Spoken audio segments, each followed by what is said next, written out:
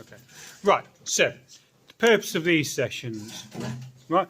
Key things that most people kind of made errors on as such in the mock exams wasn't necessarily what you know. A lot of it was about exam technique, right? So the purpose of these 9 sessions, so there'll be 3 on biology, 3 on chemistry, 3 on physics. The purpose of these 9 sessions is to go through. I've picked out difficult questions, and I just want to go through different exam, like how we go and we answer them, right? Tonight, if you want to be going and answering them as we're going through, but I will give out, because I'm going to do some chemistry with you tomorrow. I will give out the chemistry ones today as well. If you can try and have at least a look at the question that we're going to be doing before tomorrow's session, and then tomorrow I'll give out the physics such and such forth. Right, so that would probably be quite useful. So, right, first question that we're going to look at. So, what I want us to look at tonight is this stuff where we're going through the stuff on enzymes, right? Because it's relatively easy to go and pick up the marks if we go and look at how to answer the questions, right? So, point A. So, amylase is an enzyme that breaks down starch. Okay, that's marvellous. Right. First thing that you need to be thinking, right? You know it's an enzyme because it's got that A's at the end, right? And you know it's breaking down starch. Right. You need to be aware about the fact that starch is always broken down into glucose. Right? That should be kind of the first thing that you're thinking of before you do anything else. Right. Other things that you need to be thinking about, you've got to kind of like have it in the back of your mind. So why and what is the purpose of breaking it down into glucose? So you've got to remember that starch is a relatively large molecule. Glucose is a small molecule. So, in total, we need small molecules because only small molecules. Can someone just go shut the door? Right, only small molecules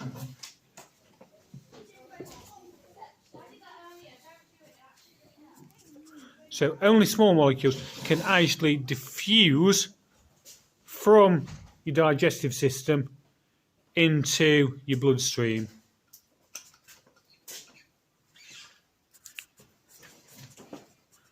Right, and when something like that comes up, and you're going to see over the course of these sessions, it's really important that you're using keywords, right? So that phrase diffuse is really important to use, right? Don't just turn around and say, oh, it moves from the digestive system into the blood, right? Okay, it does, but that's going to get you no marks, right? So it's really important that we're focusing on keywords as well. So first question then goes, so amylase is a polymer.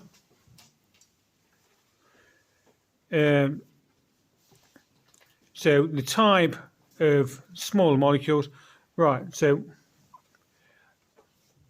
if we've got amylase being a polymer, remember,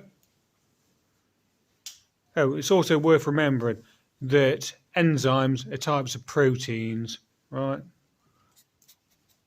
So enzymes are proteins, right? Because enzymes are proteins, you've got to remember that different. So in the same way that starch is made out of glucose, enzymes, because they're proteins, are going to be made out of amino acids. Right? So, and if this question refers to as an enzyme being a polymer, so the monomer to it would be amino acids because it's made out of amino acids. Right, part B. Right, so name 3 parts of the human digestive system that produces amylase. Right, this is all about knowing your structure of your digestive system. Right, so at the top, you've got the mouth. Underneath that, you've got your tube, right, you've got your esophagus. Right, underneath that, you're going to have the stomach. Underneath that, right, the part of the small intestines that goes and connects to the gallbladder and the pancreas, right, that part specifically is called the duodenum, right? So you've got the duodenum, right, sometimes it's referred to as the duodenum, sometimes you can get away without saying that. It's worth remembering as well, your gallbladder,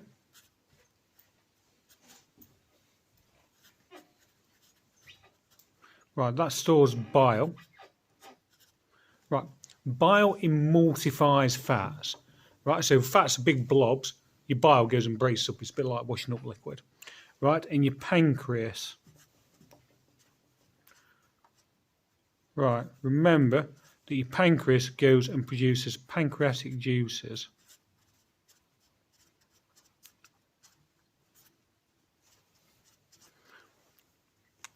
Right, underneath your duodenum, that's where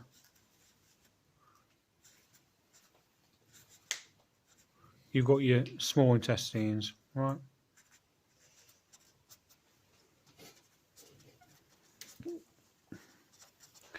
Right, there's no enzymes found after the small intestines, right? We don't find any enzymes in the large intestines.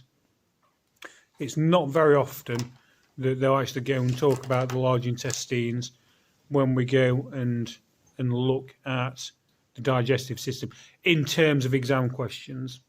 So if we're looking at the 3 parts where we're going to make an amylase, right? First thing that you should think about, so amylase, apart from its breaking starch down into glucose, you've got to remember it works when there's a pH of around 7, right? So that should be your first clue to where we're going to find it. You're only going to find it in parts of the system where you've got a pH of 7. So you're not going to find it in the stomach because your stomach's like pH 1 or 2. Right, so the places where you'll actually go and find amylase, you can find it in the mouth. Right, your mouth has those salivary glands. Right, the salivary glands produces saliva. It also produces the enzyme amylase. Right, that's why if you're chewing on something starchy for long enough, it'll actually taste sweet because you break down that starch into glucose. Right, we don't find it in the stomach. Pancreatic juice, right? So in pancreatic juice, we secrete all 3 enzymes. So we secrete amylase in there, we secrete protease, so something like pepsin that's going to break down proteins, and we secrete lipase. Right, lipase breaks down lipids, right? Remember, we've said that proteins are broken down into amino acids. We've said that carbohydrates like starch are broken down into glucose. Lipids are broken down into fatty acids and glycerol. So the other place where we find amylase is in the small intestine. Right, 2 reasons why. Because your pancreatic juices is kind of like mixed with the food as it passes through the small intestine. But on the cell surface of your villi, you've actually got in the cells anchored in place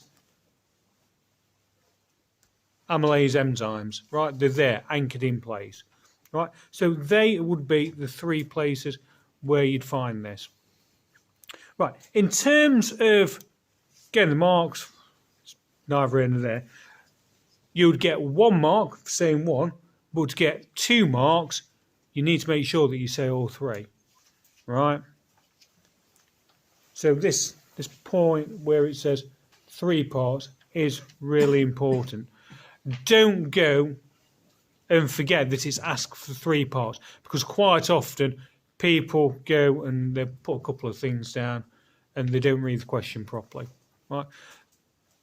Same as, I know that you've had this told you before, but with lots of these exam questions in all subjects, read it once, then read it a second time, go and underline key words and key bits and bobs, do the question, then read it again to actually make sure that you've answered it correctly, right? I know it's not necessarily with you lot specifically, this one, but with the A-level biologists, they all missed 4 marks on the question. Don't get me wrong, what they wrote was really good. Just not to the question that was being asked, right? So most of them got 2 marks on a 6-mark question because they'd misread it. Right. So after you've gone and written your answers, go back, read that question again to make sure that you've actually answered what it is. Okay. So that takes us on to C. Right. So explain how amylase breaks down starch. Right. Answer in terms of the lock and key theory. Right. So everything effectively that question is asking for is to do with that lock and key theory, right?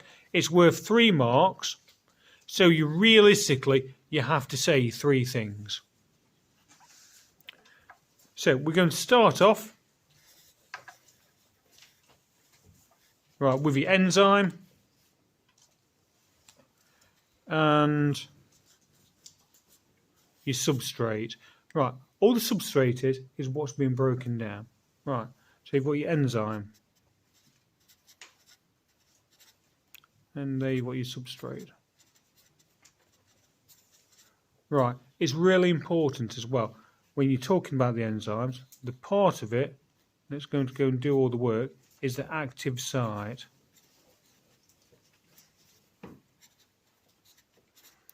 Right, so you're going to get the active site, and the active site has a specific shape to one type of substrate. Right, so for instance, amylase won't go and break down proteins, right, because a protein's got a different shape than starch, for instance. Right, so you talk about the active site, you talk about it having a specific shape to whatever the substrate is, right? In this case, we're talking about starch, but if we were talking about protein or whatever else, it's all the same. Right, that then goes and forms. I apologise for the terrible drawing. Right, that then goes and forms an enzyme substrate complex.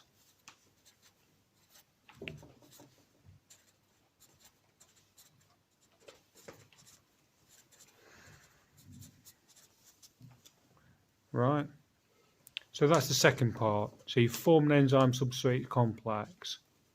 Right, the third part is you end up with the enzyme and whatever your products might be. So in this case, it's glucose. So we've got enzymes and glucose. Right, and you need to talk about it in terms of the glucose is released from the active site.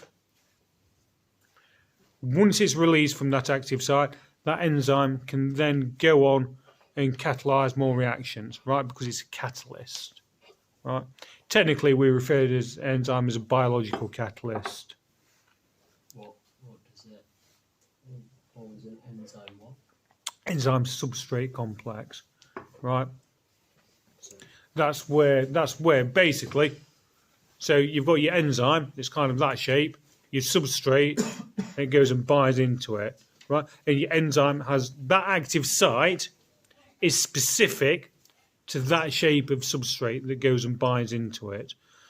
If you go on and do A-level biology, it's not quite that simple, but right. If you go and if you're reading around it and you see something called induced fit, right, all that means is that the substrate fits in and it causes the shape of the enzyme to change ever so slightly in order to allow it to go and break apart the substrate. Right? You might read that. You don't need to talk about induced fit in terms of this, but just in case you come across it. So, Yeah. so will you get any credit if you mention about how temperature and pH affects the locking of the No, because all it's asking for is it's worth 3 marks. It's asking about lock and key, right? Your first mark comes from there talking about the enzyme having an active site that's specific to that substrate. Your second mark comes from talking about that enzyme substrate complex. Your third mark comes from talking about how that substrate is broken into 2 and then released from the enzyme. Right, the next bits that usually comes up on most types of questions that look about enzymes. They'll go and they connect it to something about an experiment. So in this question, so we're saying the student investigated the effect of temperature on the activity of amylase, right? And the apparatus is shown below, right? So we've got our starch solution, we've got the amylase in a separate beaker. You've got the water at whatever temperature and such forth. Right. So then they go and they give you a method. Right. If they go and they give you a method in a question, please go read through it a couple of times, because whatever your answer is going to be, it needs to relate to that method.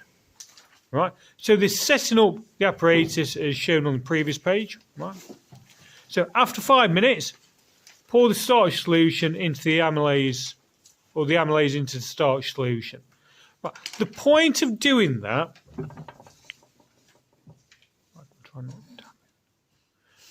the point of doing that is to make sure that both the starch and the amylase is at the same temperature. If your starch is at, 5 degrees, but your amylase is at 30 degrees, it doesn't really matter what temperature the starch is at. The amylase will break it down relatively quickly. Right? Equally, if your starch is at 30 degrees, but your amylase is at like 2 degrees, then it's still not going to work very quick. Right? So, the point of putting them both in and allowing them both 5 minutes to go and warm up to the same temperature is to make sure that they're at the same temperature. So remove 1 drop of the starch amylase mixture and put it onto a spotting tile. Right, if you remember your spotting tile, basically a tile, and it's got those like, sometimes they're called spotting tiles, sometimes they're called dimple tiles. Right, so you've got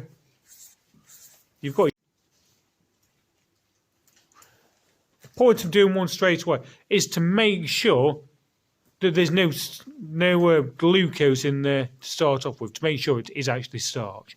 So you'd take a drop out straight away, you put it into your dropping tile, and you're going to put 2 drops of iodine on. Remember, iodine, if there's starch present, turns kind of that blue-black colour, right? You then go record the colour of the iodine, yada, yada, yada.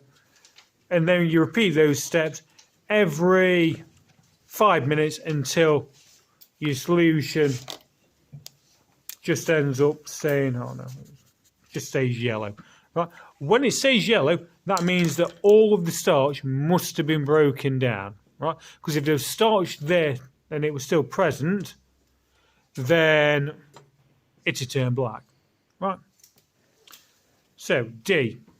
So, name 2 control variables that the student used in the investigation. Right. Remember, what we're looking at, we're taking a sample every 5 minutes. So our dependent variable is effectively the colour change. The independent variable, because like they said that the change in the temperature of the water. So the independent variable is the temperature, right? Remember, the independent variable, well, in fact, the dependent variable is called the dependent because it's dependent on the independent variable.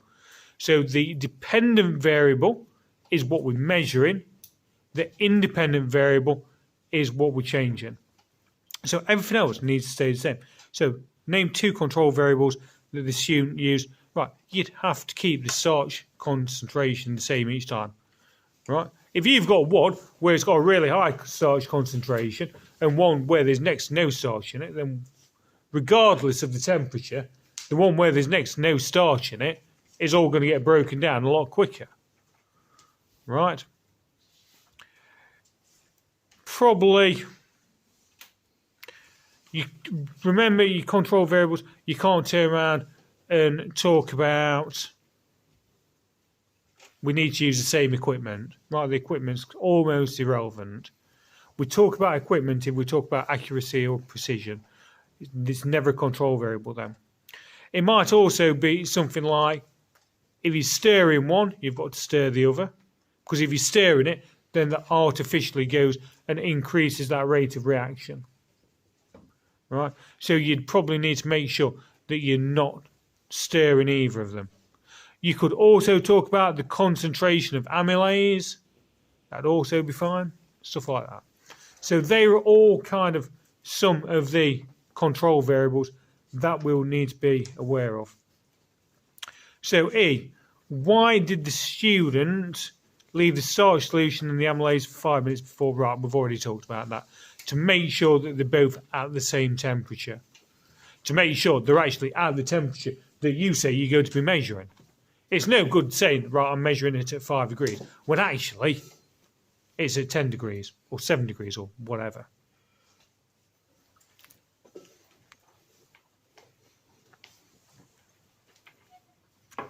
Sometimes they might word a question like that in terms of validity.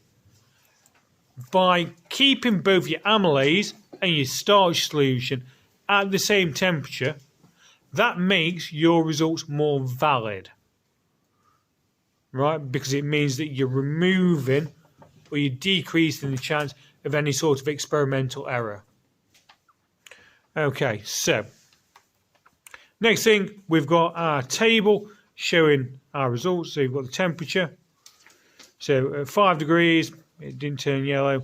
80 degrees, it didn't turn yellow.